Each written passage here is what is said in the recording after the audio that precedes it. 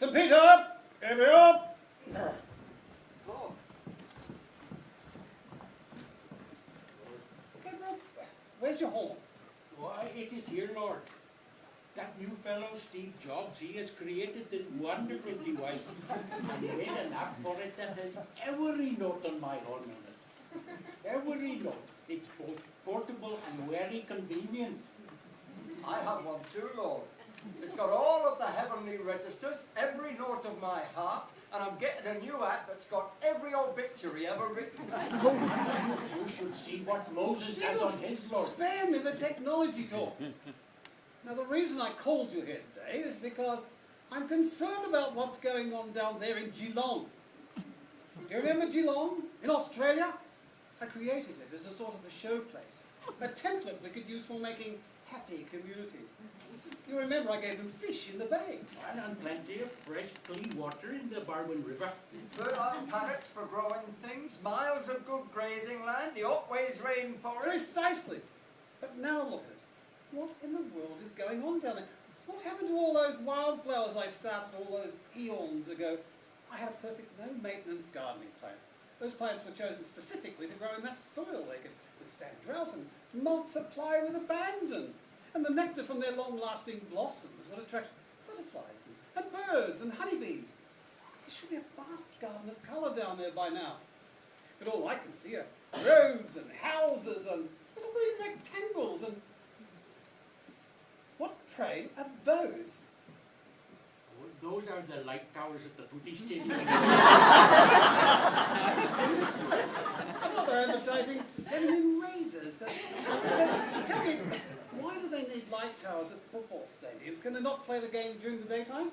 Well, it's for commercial reasons, Lord. You see, it's the television companies. Television? Why are we talking about television? Are we not discussing the Geelong football club? Oh, yes, Lord, but you see, it's the television companies that give the Geelong Football Club most of its revenue. Ah, so the television companies put the light towers there to show the footballers up better. Huh. No, Lord, no. It's the council that put the light towers there. They own Cardinia Park. So the council put the light towers up, oh, so the people could enjoy the park at night. Huh. No, Lord, no. It's only there for the footy players. Now they can train at night. But can't they train during the daytime using daylight?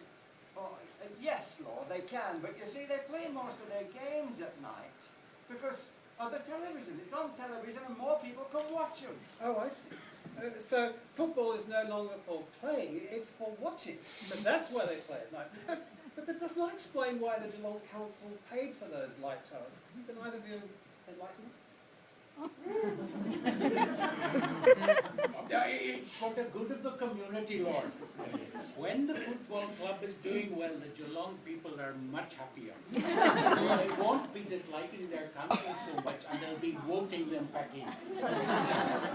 And they sell more copies of the Geelong Advertiser, Lord.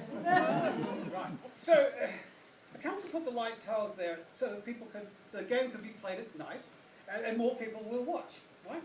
And when the club wins its game, and they're watching, those people will vote for council and buy their flimsy little football newspaper, correct? More or less, Lord. So the club gets its towers and its stadium from the council, and it's given lots of money by television companies, yes? Yes, Lord. So where do the television companies obtain that money? Oh, it's from advertisers, Lord. It's companies that pay to have their commercials put on when the game's playing.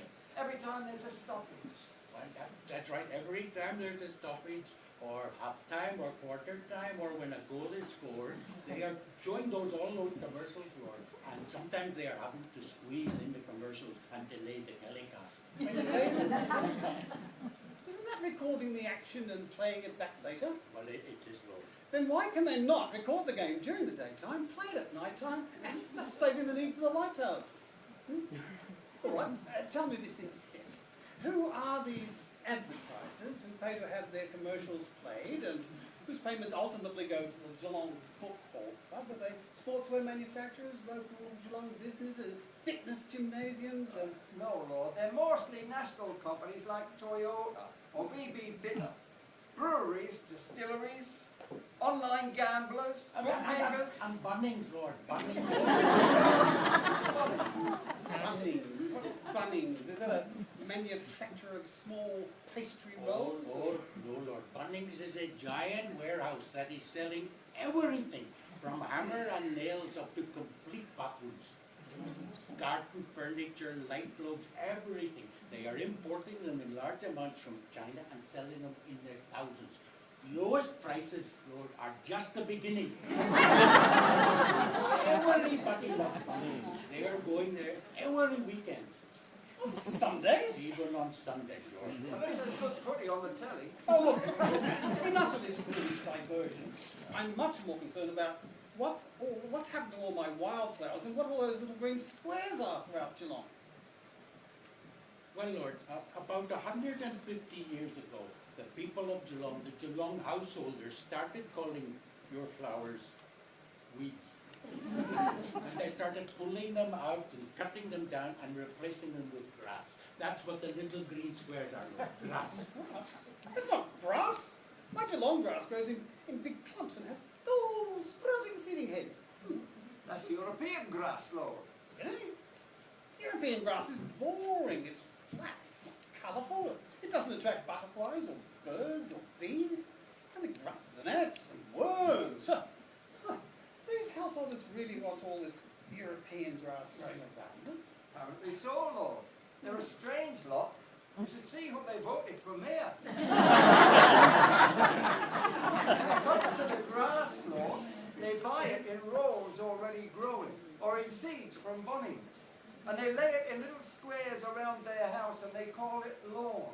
They go to great lengths to keep it green, and they kill any other plant that grows within it. Well, my warm spring rains and sunshine would make this European grass grow really fast in Geelong. Well, that must make the householders really happy. Not exactly, Lord. When the grass starts growing, they are cutting it with automatic petrol-fueled machines. That'll help with the greenhouse effect. Now tell me, what do they do with these cuttings? Do they bale it up like hay? No, Lord, they collect it and put it in their green bins. They collect it in bins? Why? Is it a cash crop? Do they sell it? Or... No, Lord. They are paying rates to their councils to be taking it away. The councils call it green waste, and they're putting it in big machines and mincing it up to making something called compost. Compost? It's manure, isn't it? Fertiliser. Yes, Lord. What does the council do with this compost fertiliser? They sell it to companies who puts it in plastic bags, and then they sell it through companies like Bunnings, Lord. And to whom do they sell it? To the householders, Lord. And the householders use it for... Well, some of them use it to fertilize their lawns.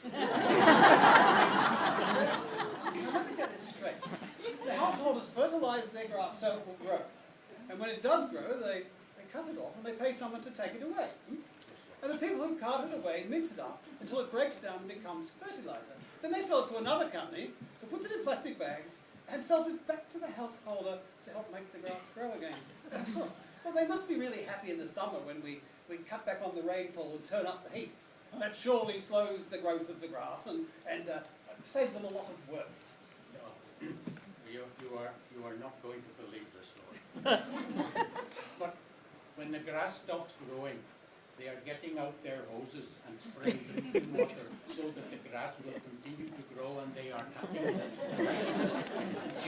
Oh, Green bins. how ridiculous! Well, at least they kept some of my trees. Trees are one of my strokes of genius, if I do say so myself. They breathe in carbon dioxide and they breathe out oxygen, which balances what the humans do. And trees are self-sustaining. They grow leaves in the spring to provide summer shade and beauty. Then in the autumn these leaves fall to the ground and form a natural blanket to keep the moisture in the soil and protect the roots. Plus, as they rot, they form a natural compost to enhance the soil. It's a perfect circle of life. Lord, when the leaves fall on their lawns, the Geelong householders rake them up and put them in their green bins. They're minced up and turned into a compost and put in plastic bags and sold through Bunnings. Yes, I know. What do they do in the winter to protect the tree and shrub roots and to keep the soil moist and loose? They're going out to buy something called mulch. which they spread around in place of the leaves. And where do they get this mulch? Bunnings Law. Look, I've had enough of this. Finish this. Look, I want you to contact St. Mary MacKillop. After all, she's got a street named after her down there. And I understand she's quite good at miracles. Well, what would you like her to do, Lord? Would you want her to be getting the Geelong people to be changing their ways? God, me, no. No. I want her to buy me a whole wedge of shares in Bunnings.